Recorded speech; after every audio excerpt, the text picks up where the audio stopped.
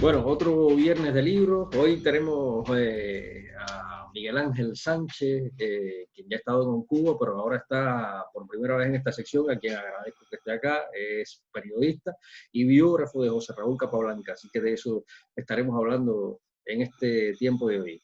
¿Qué tal, Miguel Ángel? Gracias por estar con nosotros. Muy buenos días, Leandro. Muchas gracias por invitarme. Es un gran placer estar contigo, compartir este rato con todos los que te escuchan y Bueno, hablar un poco de nuestro gran ajedrecista hispanoamericano José Raúl Capablanca, que es mucho más que una gloria de Cuba, es una gloria de todos los hispanos. claro. Bueno, nosotros nos pusimos en contacto el año pasado porque tenemos algunos, además del periodismo que nos une, tenemos otros puntos en comunes como Oscar Hurtado, del que hablaremos también, pero encontré en su biografía que también además es holguinero de Báguano, ¿no? ¿Qué hay de usted de ese territorio de Holguín que recuerda? ¿Tiene algún contacto? Aunque después No, se no, va en a San Antonio. realidad yo nací en Báguano porque mi padre era químico de un central azucarero y esa zafra la hizo en ese lugar. Pero mi familia toda era de la región de Santo Espíritu, un pequeño poblado que se llama Guayos, Por ahí pasa el tren, ¿no? que por ahí pasa el tren y por Sí. ahí pasó Churchill también. Ajá.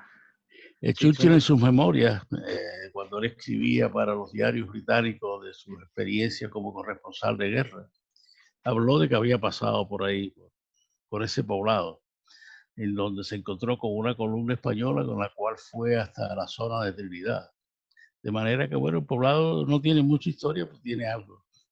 No, pero hay una cantidad de poblados estos que atraviesan, por ejemplo, el ferrocarril o la carretera central, que están llenos de historia y digamos que con el tiempo con el tiempo y el olvido se han ido destruyendo y olvidando, ¿no? Y no sé, la historia Bueno, local lo que que nos ha cuenta, sucedido es que con el cierre de muchos ingenios azucareros en Cuba, además, claro. que era la fuente esencial de vida de esos poblados han quedado en una miseria total, Sí. a pesar de que les cruza la carretera central, que ya en muchas partes de la isla no es la vía principal, y el ferrocarril, Que, que también cruzaba por Guayo. Es decir, que en un determinado momento fue un pueblecito pequeño, pero de cierta importancia. Allí vivieron muchos emigrantes de las Islas Canarias, que en Cuba se les decía isleños, es decir, ah, lo que es el poblado de Guayos y el de Cabaiguán. sí. Estaba poblado por muchos isleños, de hecho, Eh, mi familia por parte materna provenía de las Islas Canarias. Mi familia paterna también en Canarias, sí. Ah, sí. Bueno, mi tío Sí. Modesto le decían el isleño. Ah, o sea que eso es Eh, un isleño dentro de un isleño, ¿no? Es todo un ADN ah, de isla. exactamente, exactamente. Mi esposo y yo decimos que cuando compremos un bote le vamos a poner los isleños, puesto que vivimos en Cuba, que es una isla, después vivimos 30 años en Long Island, que es otra isla en el estado de Nueva York. Y ahora aquí en Miami vivimos también en otra isla, es decir, la ciudad de Miami está en el continente, pero donde nosotros vivimos es al este, en el brazo largo, eso que se llama Miami Beach, donde hay varios pueblecitos. Yo vivo en un pueblecito que ¿Y dentro de la isla también es una isla. qué necesita? Digamos que el frescor, el mar, necesita de eso para trabajar. Bueno, mira, nunca había pensado en eso, pero yo creo que sí, que como nunca he vivido tierra adentro, por decirlo de alguna manera, excepto cuando viví en Guayo, que estaba como a 100 kilómetros de la costa. En realidad, otras ocasiones hemos vivido muy cerca del mar. Claro. Y usted se graduó de periodismo en el 71. Me gradué de Época, periodismo en 1971, pero el título no me lo ¿qué dieron era? hasta 1974. Ah, ¿por qué? Bueno, cuestión ideológica, decía que todavía no estaba, ¿cómo se llama? No psicológicamente, sino ideológicamente No estaba preparado maduro. para no estaba maduro. ¿Y cómo, Sí. cómo era para un estudiante de periodismo esa época de quinquenio gris que ha sido fluctuante y han ido abrillantándose por momentos el negro y el gris en todo este tiempo, ¿no? Sí, bueno, en realidad, cuando la época del quinquenio llamado quinquenio gris, ya yo estaba fuera de Cuba. Eso fue un poco más tarde, según tengo entendido, ¿verdad? En los Bueno, 90, en los algo así. 70, 75, en los primeros 70, ¿no? Ah, verdad que sí, tienes razón, en los primeros 70.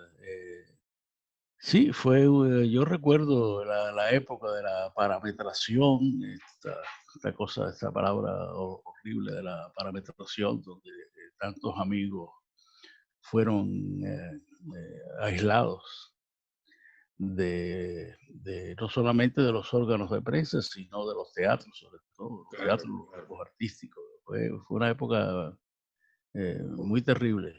Por una u otra causa. Ahí también nuestro amigo Oscar Hurtado, de quien usted fue verdaderamente amigo y lo conoció, también padeció, digamos, que su final ya más olvidado y esas cosas, ¿no? Y a quien le debe usted, Oscar Hurtado, este interés por el ajedrez, ¿no?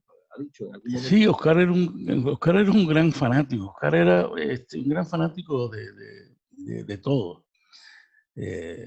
A Oscar todo le interesaba. Era un hombre del Renacimiento. Es decir, su interés por conocer todas las ramas del saber humano era muy conocida. De ahí que abordó temas tan distantes unos de otros, ¿no? Digamos, como el ajedrez o las guerras espaciales, por ejemplo, que era uno de los temas preferidos de él. Hablar de parapsicología también era otro de los temas. Pero también era un gran conocedor de la literatura clásica inglesa. Oscar era un gran conocedor de Shakespeare. la obra de Shakespeare. De manera que era realmente un hombre del Renacimiento, renacentista isleño. ¿Y qué idea, digamos, que empezaba a tener allí, empezó a tener a través de él de Capablanca? O Yo sea, fue con él. conocí a Oscar en la Unión de Escritores de Cuba, cuando empecé a visitar la Unión de Escritores de Cuba. Y ya conocí a Oscar porque en el año 1966, cuando la Olimpiada Mundial de Ajedrez, se editó una revista Cuba Internacional dedicada exclusivamente al ajedrez y a la Olimpiada. Ese número especial de la Olimpiada estuvo a cargo de otro gran amigo mío, que era a su vez gran amigo de Oscar Hurtado, que es el escritor cubano Antonio Benítez Rojo.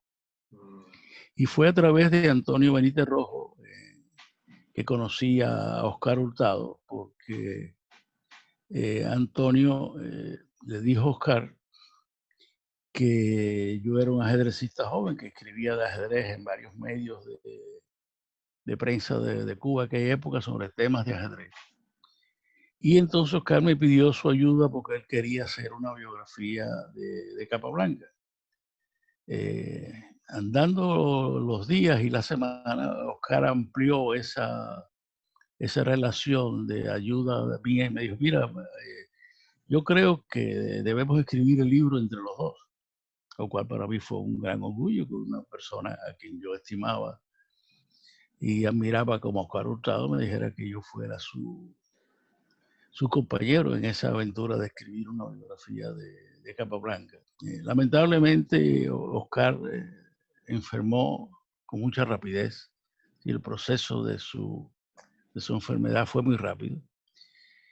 Y después yo me quedé como heredero de esa idea, de escribir el libro sobre Capablanca, lo cual era una idea muy placentera para mí por el hecho de que yo escribía de ajedrez, jugaba ajedrez, y Capablanca pues era una figura que admiraba mucho.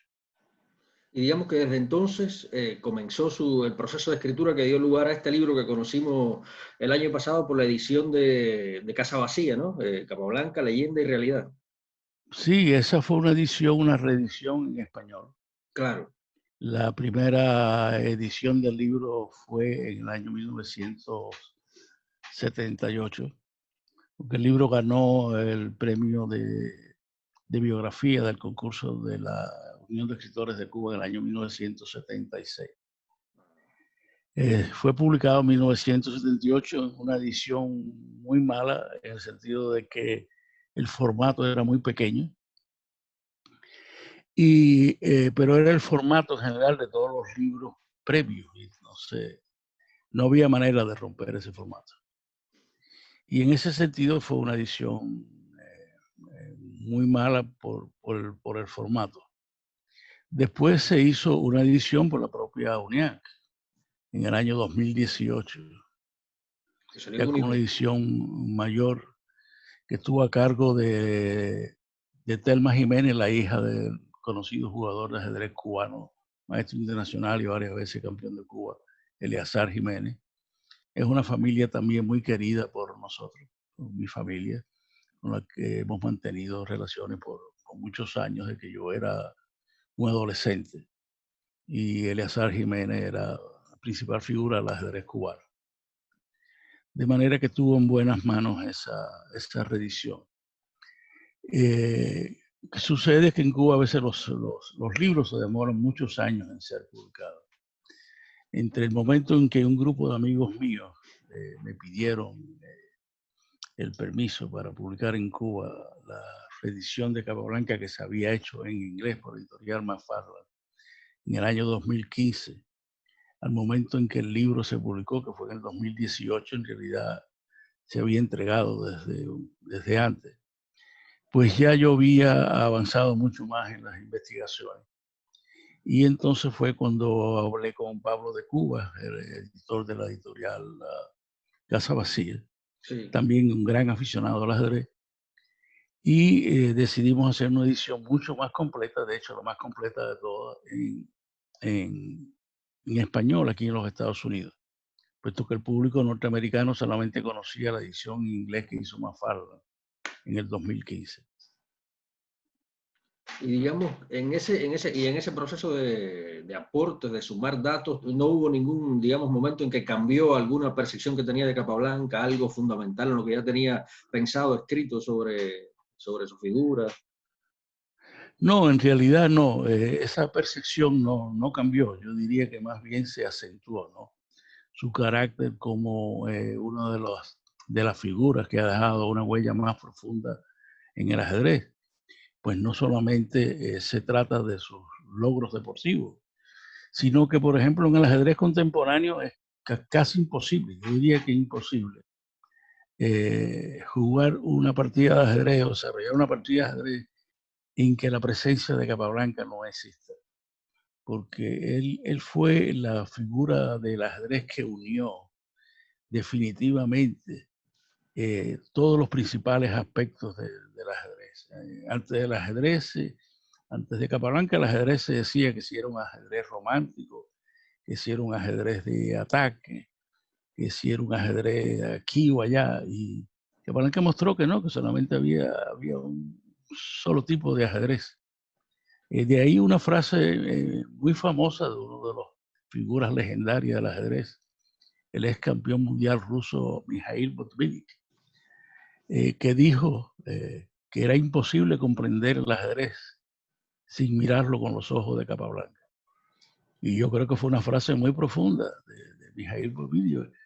Es absolutamente cierto que es así. El ajedrez ha evolucionado mucho, por supuesto, desde la época en que Capablanca lo jugaba, pero esa evolución no es una evolución en esencia, en sus conceptos, sino es una evolución teórica alrededor de las modernas aperturas de ajedrez, puesto que los demás fundamentos del ajedrez, como las estructuras de peones, el desarrollo del ajedrez y la conducción del medio juego mediante técnicas muy conocidas y sobre todo los finales del ajedrez, eso no ha cambiado.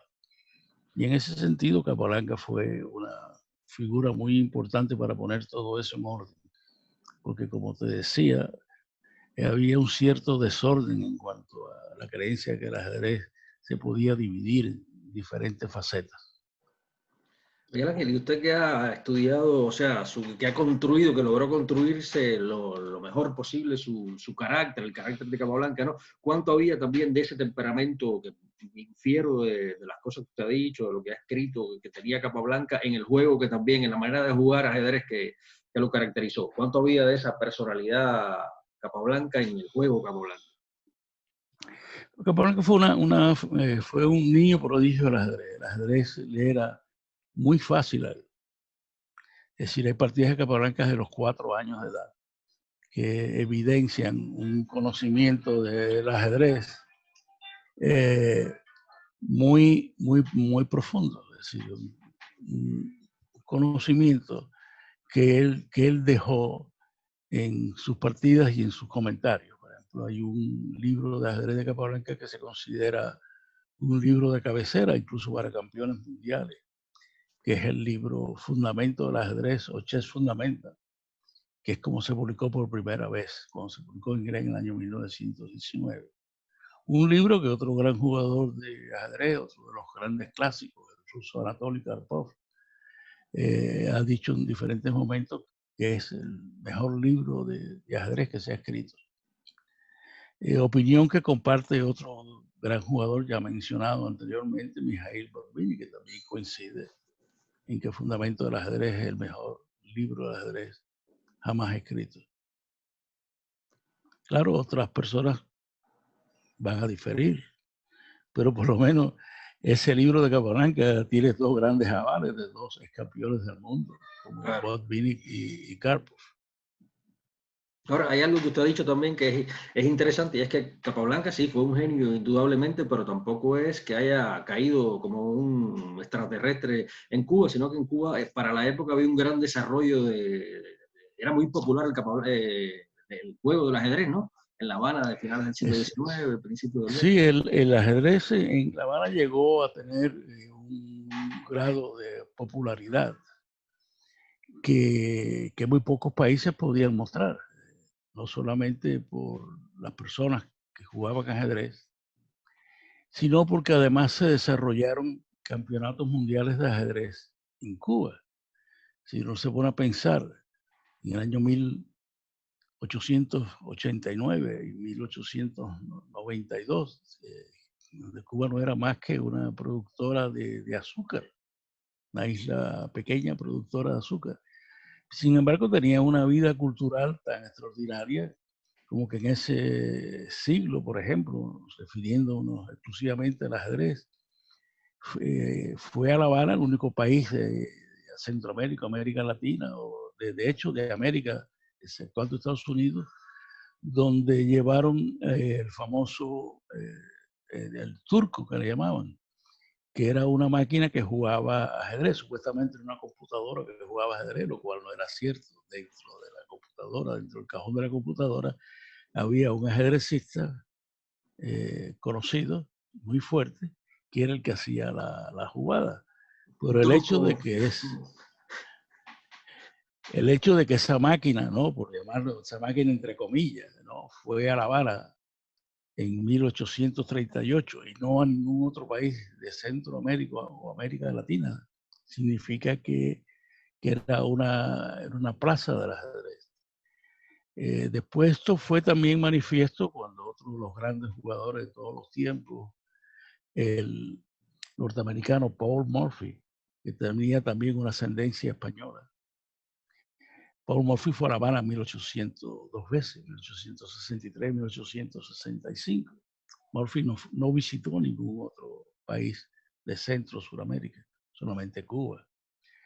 Y, y lo más importante de esto fue que esa progresión del ajedrez entre figuras conocidas de la vida económica habanera se produce cuando en 1883 invitan a asistir a La Habana al entonces campeón mundial de ajedrez, el austriaco Wilhelm Steins, que fue a La Habana después en repetidas ocasiones, 5 ocasiones más visitó La Habana.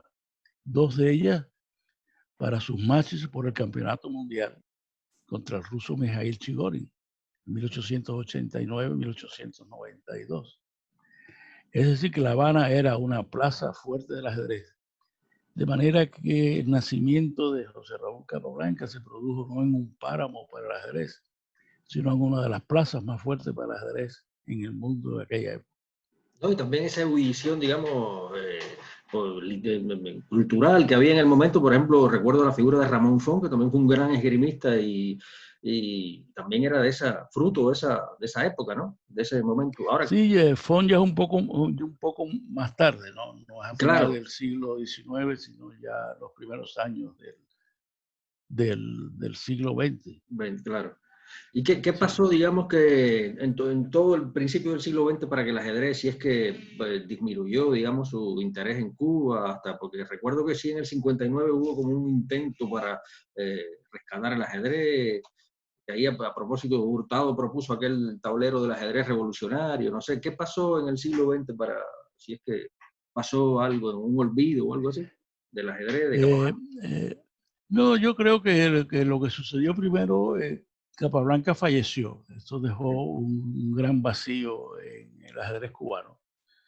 Pero había muchos clubes de ajedrez en Cuba y también se publicaban crónicas de ajedrez en las principales publicaciones cubanas de la época. Por ejemplo, Bohemia, Vanidades tenía secciones de ajedrez fijas en sus páginas, por solamente mencionar dos figuras. El ajedrez después fue auspiciado por el gobierno revolucionario a partir de 1959. También, como había sucedido en Rusia a principios de los años 20, como una manera de propaganda también, Claro. puesto que era una actividad cultural, entonces con eso se hacía una propaganda sobre las características de apoyo a cualquier tipo de actividad intelectual por parte del gobierno. Y digamos, ¿cómo ve hoy la evolución que ha tenido esta práctica del ajedrez en Cuba para tener también su opinión al respecto, ¿no? Si la ha seguido, qué ha visto, cuánto, digamos, ha quedado de la escuela de Capablanca, según su punto de vista? Sí, el ajedrez en Cuba realmente tiene un auge que es un auge, como decir, muchas personas lo juegan Sí, y muchas personas conocen los principales elementos de la historia del ajedrez, específicamente Capablanca. Eh, lo- pero también por otro lado, el ajedrez cubano en los últimos 2 años, o más de 2 años, se ha resentido mucho en su aspecto de calidad, puesto que varias de las principales figuras, de hecho las tres principales figuras del ajedrez cubano, han emigrado de la isla. Son los dos principales de ellos, son el gran maestro Leinier Domínguez, que ha estado varias veces clasificado entre los 10 primeros del mundo, sí, y también el gran maestro Brusón. Lázaro Bruzón, que también se ha decidido marcharse de la isla. Mm. Y están viviendo todos ellos aquí en los Estados Unidos. Esto para lo que es el ajedrez competitivo es un golpe Claro. muy duro para el ajedrez. Otro aspecto es que, por ejemplo, ya las revistas nacionales cubanas y los periódicos cubanos ya no tienen secciones de ajedrez en sus páginas. Se pueden observar muchas noticias de ajedrez a través del Internet, de los medios cubanos de Internet, pero ya los medios escritos ya no divulgan tanto El ajedrez. aspectos del ajedrez como ocurrió en otros momentos. Y esto ha pasado, habrá pasado, y tiene que ver algo con lo que está pasando en el mundo, con esta banalización o buscar el espectáculo más en el deporte o algo así, en el caso del deporte. Eh, en el deporte sí mismo, ¿cómo lo ven otros países? ¿Cómo lo ven el resto del mundo? ¿Se promueve el ajedrez también? Sí, yo creo que tú tienes razón. Un mundo donde buscan una imagen mucho más emotiva, Mm, mucho más nerviosa, como dirían aquí en Estados Unidos. pues el ajedrez tiene un ritmo que va en contra de lo que les interesa a los grandes medios de prensa, de manera especial la televisión, que es el gran Claro, medio sí, de comunicaciones de hoy en día. Sin embargo, en las Olimpiadas Mundiales de Ajedrez participan más equipos que nunca, por ejemplo. Y hay muchas más páginas de ajedrez en Internet. De hecho, el Internet se ha convertido en el medio esencial de divulgación del ajedrez. No solamente porque a través del Internet las personas pueden leer y estar al tanto de lo que ocurre, sino por las facilidades, por ejemplo, para jugar ajedrez por Internet. Diversos clubes que existen de Internet, la mayoría de los cuales son gratuitos. Es decir, que hay una divulgación mundial de ajedrez. Por ejemplo, yo mismo hay veces que juego ajedrez a través de un canal que se llama chess.com, sí. con personas que son de África, por ejemplo, o con rusos, o con polacos, o con chinos, o con japoneses, con indonesios, con filipinos, muchísimos filipinos me los encuentro de rivales en esa página. Que bien, ¿no? Esto crea otro tipo de emoción además en el juego, ¿no? Sí, crea, nos hace sentirnos como un ser del planeta, ¿no? Es claro. Donde al instante somos convertidos en alguien que se traslada por miles de millas para estar frente a otra persona que está frente a Claro. un tablero ¿Qué en hubiera sitio tan imaginado? distante, digamos, como Manila, por ejemplo. Claro, ¿no? Impresionante. Sí. Esa es O los esta misma beneficios. entrevista que estamos teniendo tú y yo ahora. Claro, claro. Otra cosa, parafraseando un poco el título de su biografía, qué hay, digamos, de leyenda y qué hay de realidad? ¿Qué pesa más en estos momentos en la percepción o la idea que uno tiene de José Raúl Capablanca? No, es la realidad, realmente. Es decir, muchos amigos de Capablanca creían que convirtiendo hechos que eran ciertos, pero estaban como, digamos, embellecidos, que esto era la manera correcta de distinguir a Capablanca como una de las grandes figuras de la ajedrez. En realidad, Capablanca no necesitaba eso. Por eso yo traté en todo momento, al escribir el libro o al hacer investigaciones sobre el libro, a imponer todas esas cosas en orden, no para disminuirlo, sino para agrandar su figura, puesto que él no necesitaba de alguno de estos elementos que tenían cierto grado de veracidad, pero como te decía hace unos momentos, estaban embellecidos. Claro. Si el hecho de que un niño a los 4 años de edad fuera capaz de producir una partida como la que Capablanca jugó contra Ramón Iglesias en 1893, no necesita ningún embellecimiento. Claro. Claro, hay muchas personas que no juegan ajedrez. Les gusta el ajedrez, pero no lo juegan. No son incapaces de seguir una posición, una jugada. No lo entienden. Es decir, es como la persona que lamentablemente son ciegas y no pueden ver las obras de Claro. arte de la pintura. Entonces, pues, de cierta manera sucede así, que muchas personas, como no son capaces de ver la belleza del ajedrez, porque aunque les gusta, no lo entienden. Es decir, yo he tenido a lo largo de mi vida muchísimos amigos, muchísimos, te puedo decir muchísimos amigos, que eran grandes amantes del ajedrez, grandes amantes de la historia de Capablanca, y sin embargo no sabían jugar ajedrez. Se De interesaba más manera por que la biografía, para el esa hombre, su persona, mito. Claro. esa persona pues tuve que explicarle, a pesar de que no sabían jugar ajedrez, explicarles por qué. Creo que esto fue también uno de los motivos que me hizo publicar el libro de Capablanca, hacer un libro donde explicaba estos detalles para aquellos que no sabían ajedrez, Claro. más que para los que sabían ajedrez.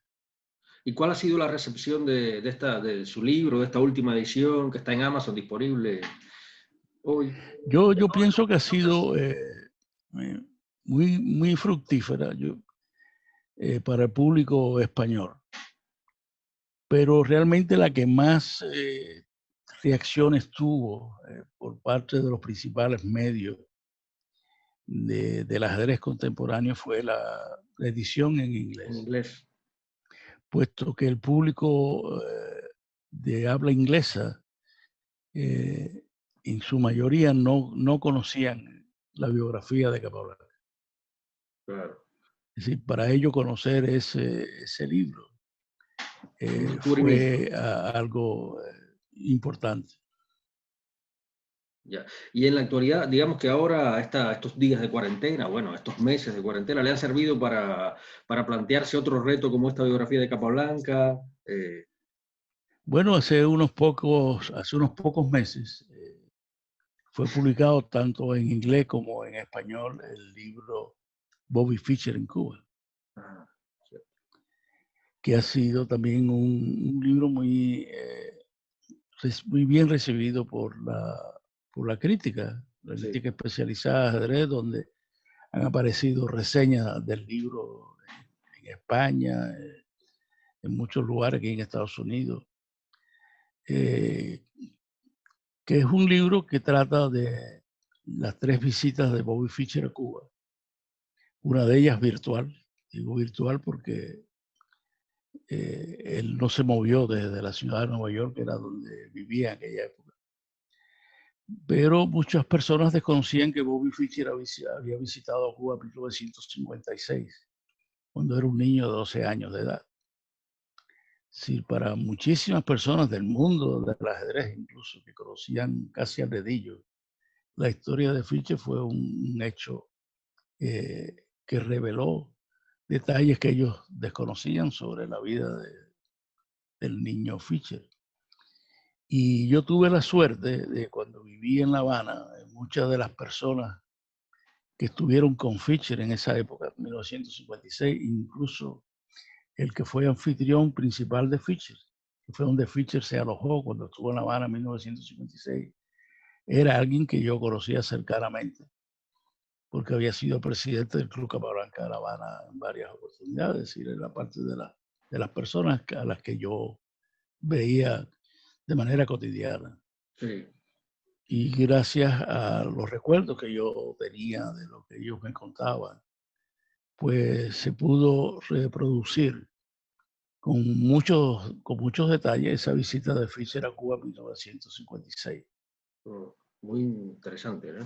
Es una Y ya lectura que las nos queda. otras son más conocidas, su participación a larga distancia en Capablanca en 1965, o su participación ya personal en la Olimpiada de 1966 que se celebró en La Habana, en la cual Fischer acudió a la capital de Cuba como parte del equipo de ajedrez de los Estados Unidos.